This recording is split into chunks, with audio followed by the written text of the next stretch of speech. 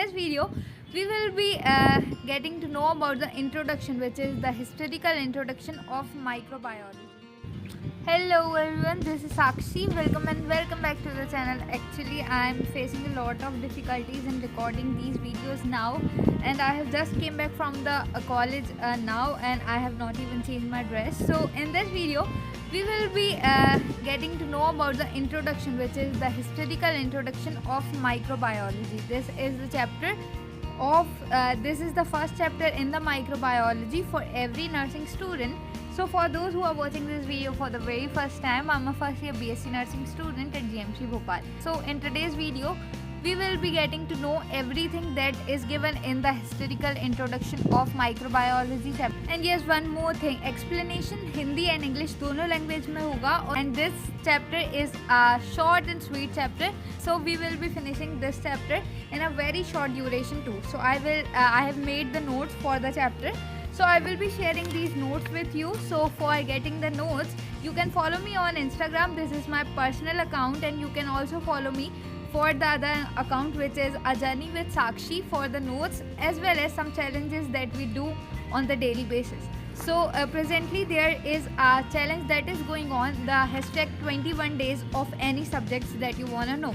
So we will be taking a single subject and we will be reading it for the next 21 days continuously, and let's see that what we can achieve in that short period. So now without any delay, let's get started. So I have made the notes from C.P. Baweja's book, and Mr. C.P. Baweja is a professor in MEMC, Delhi. So we will be this book is so famous in the nursing as well as MBBS students. So mainly medical biology चार perspectives या फिर चार major reasons के लिए की जाती है. That is to getting to know about the causative agent of the disease, the reaction to the disease produced or the reaction to the infection. Thirdly, for the causes of the disease that is produced, and fourthly for the diagnostic method. Now let's see about the second thing. So starting में before anything that have arrived, तो starting में Varro and Columella जो है इन लोगों ने describe किया था, और they know that the disease is caused from, or the communicable diseases are caused from one person or the contact of one person to another. So mainly इन लोगों ने बोला था कि Varro, which is who are Varro and Columella, they have said that the disease is caused by the infection or the contact of human beings और the animals that is cause by invisible organism. और उस time पे जब micro organism term use नहीं की जाती थी, उस टाइम पे उन लोगों ने इनविजिबल ऑर्गेनिज्म का नाम दिया था एनिमेलिया माइन्यूटा. So after this Antonie van Leeuwenhoek जो है इन्हें ऑब्जर्व किए थे बैक्टीरियाज को और उनका डिस्क्रिप्शन प्रोवाइड किया था, और मेनली इनने मॉर्फोलॉजिकली बैक्टीरिया के 3 डिफरेंट टाइप्स को आइडेंटिफाई किया था. And then after that Robert Hooke have invented the microscope. So microscope के इन्वेंशन के बाद एंटोनी वैन ल्यूवेनहॉक की ऑब्जर्वेशन, जो कि 3 डिफरेंट टाइप के मॉर्फोलॉजिकल डिफरेंट बैक्टीरियाज की थी, इनकी ऑब्जर्वेशन को रॉबर्ट हुक ने आइडेंटिफाई किया था और इनकी ऑब्जर्वेशन को कंफर्म किया था that these observations are visible by the individual microscope that the Robert Hooke has developed. अब उसके बाद हम लोग चार डिफरेंट साइंटिस्ट के बारे में पढ़ेंगे. These scientist are Louis Pasteur, जिनको हम लोग फादर ऑफ माइक्रोबायोलॉजी बोलते हैं. मेनली माइक्रोबायोलॉजी का डेवलपमेंट जो है लुइस पास्चर के थ्रू हुआ था, जबकि उसमें परफेक्शन रॉबर्ट कोच ने दिया. But what we do is कि हम रॉबर्ट कोच को फादर ऑफ बैक्टीरियोलॉजी बोलते हैं, जबकि Louis Pasteur is called the father of microbiology because he has invented the microbiology for the very first time.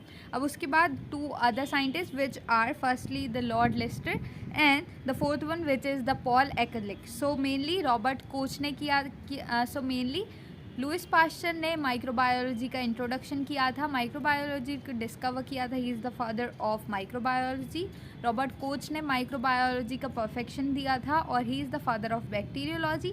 उसके बाद है Lord Lister. He has covered the things, मतलब कि Louis Pasteur की जो डिफरेंट काइंड्स ऑफ मेथड्स थे, तो इनने अपनी सर्जरी में उन मेथड्स को अप्लाई किया और he had become the father of antiseptic surgery by the use of carboxylic acid. Now then comes the fourth scientist, which is Paul Ehrlich. So he is the father of chemotherapy, और mainly इनने हमें ZN reaction को improve किया था, as well as he has also given the side chain theory. अब उसके बाद हम इन चारों साइंटिस्ट की डिस्कवरीज और इन्वेंशन को थोड़े ज़्यादा डिटेल में पढ़ेंगे. So firstly we will be talking about the Louis Pasteur. He is the father of microbiology, और इन्हें बताया था कि fermentation is caused by the micro organism.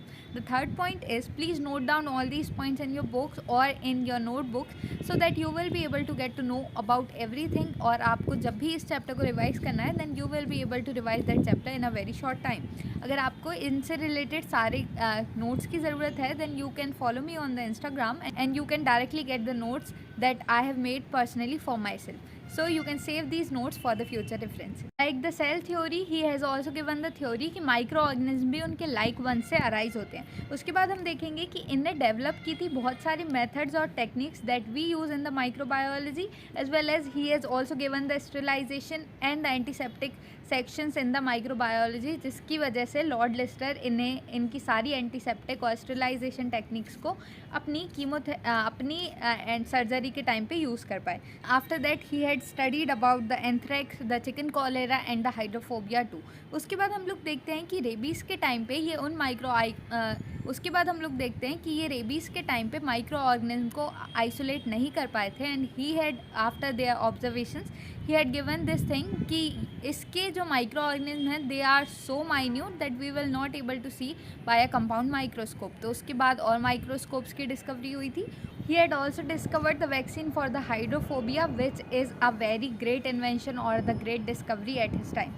After which he have also provided the live vaccine for the anthrax bacillus too. So mainly इनने anthrax bacillus की जब study की थी, chicken cholera as well as hydrophobia, तो उस time पे इनने live vaccine which is a attenuated form of the anthrax bacillus. So here the new word is attenuated. So attenuated का meaning होता है weaker.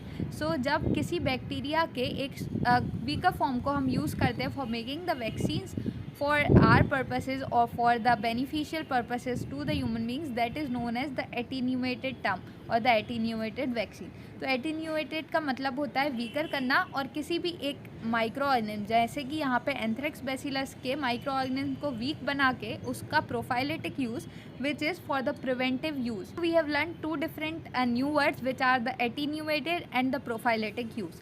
Attenuated means the weaker and the prophylactic use is for the preventive use. तो इन्हें live vaccine दी थी anthrax bacillus की. उसके बाद इनने first preparation at the time of cow pox, जब जेनर ने फर्स्ट प्रेपरेशन की थी for the vaccine of cow pox, he had given the term vaccine, और इस टाइम पे वैक्सीन टर्म का फर्स्ट टाइम इन्वेंशन हुआ था. He had given the term which is known as the vaccine, and that we use for nowadays too.